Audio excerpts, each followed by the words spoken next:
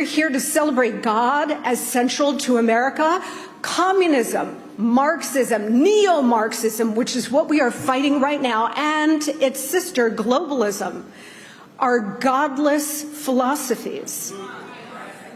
They remove God, they ban God. Why? Because the state is supposed to be your God. The state is supposed to be everything for you. It is supposed to be your community, your job, your family, and your God. And so while we've been busy doing other things for the last 90 years, the neo-Marxists have been very busy destroying everything we hope and cherish for this country, our very foundational principles.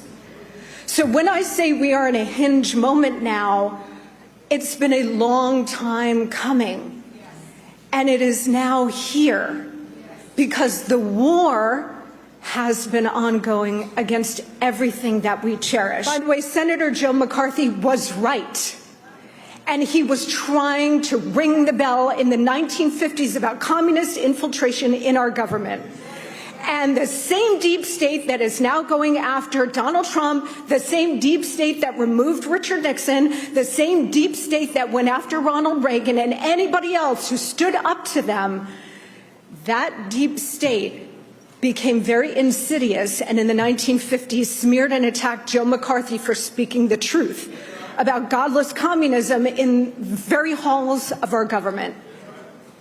They grabbed control over academia to indoctrinate all of our kids, and they started at the collegiate level, and now it's down to kindergarten, preschool, where they are indoctrinating our children. But now the revolutionaries have really met their match in all of us, haven't they?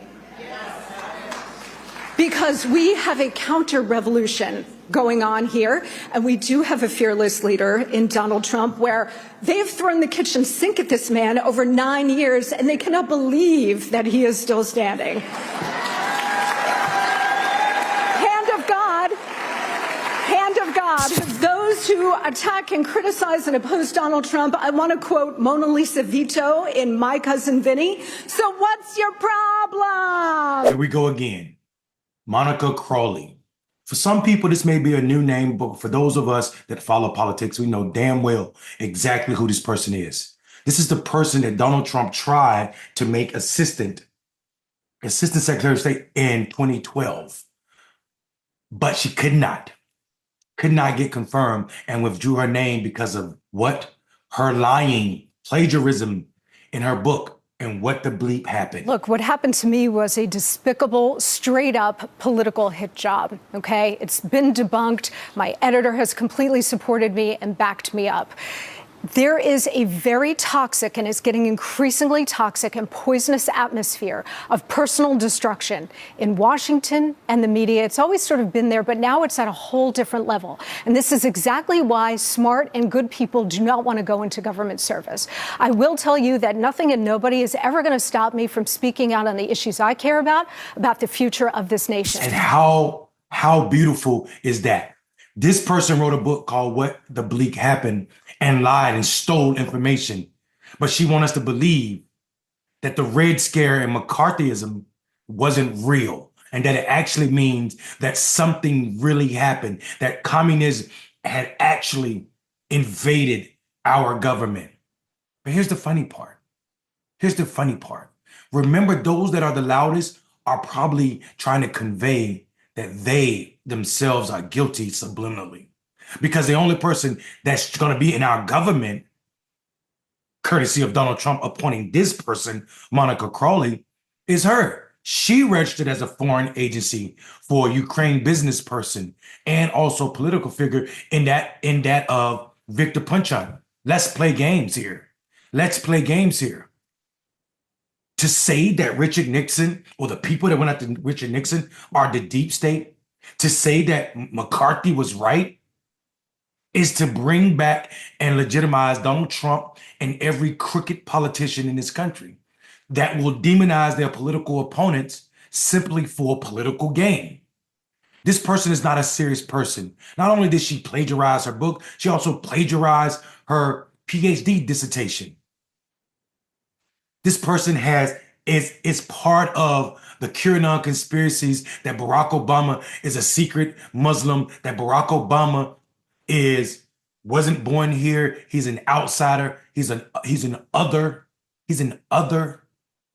And that other means he does not fit the mold of that which McCarthy saw, that which Ronald Reagan saw, that which Donald Trump, that which Monica Crowley sees, which means he is not beholden to the notions, the perchances of white supremacy. And we should not dance around that issue. We should not pretend that Monica Crowley exists in anybody else's world as a serious political figure other than Donald Trump. So the idea that he's bringing back yet another Fox News host that could not or would not be confirmed by the Senate in a lesser position shouldn't surprise anybody. And especially that this person is saying that McCarthy was scapegoated, or Ronald Reagan and all of his problems weren't real, or Richard Nixon and his reasoning for being kicked out of office wasn't a real thing or a serious issue for our democracy. This is what happens when Americans let down their guard and pretend that democracy is not at risk.